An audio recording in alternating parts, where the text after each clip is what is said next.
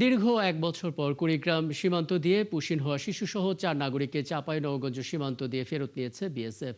বুধবার বিকেলে চাঁপাইনবাবগঞ্জের সোনা মসজিদ স্থল ও বন্দর ইমিগ্রেশন দিয়ে ৪ জনকে ভারতের সীমান্তরক্ষী বাহিনী বিএসএফ এর নিকট হস্তান্তর করা হয়। এ সময় রাজশাহী ভারতীয় সহকারী হাইকমিশনার কার্যালয়ে ঊর্ধ্বতন কর্মকর্তা, সোনা মসজিদ স্থল বন্দর ইমিগ্রেশন এবং বিজিবির কর্মকর্তারা উপস্থিত ছিলেন। নিজ দেশে ফিরে যেতে পেয়ে উচ্ছ্বাস প্রকাশ করেন বাংলাদেশে পুশিনের শিকার ৪ জনের মধ্যে রয়েছে একজন করে শিশু, কিশোর, নারী এবং যুবক। গত বছরের জুনে কুড়িগ্রাম সীমান্ত দিয়ে এই ৪ জন সহ মোট ৬ জনকে পুশিন করে বিএসএফ। পরে আদালতের নির্দেশে গত বছরের ৫ ডিসেম্বর সোনালী বেগম এবং তার ছেলেকে ফেরত নেয় ভারতীয় কর্তৃপক্ষ।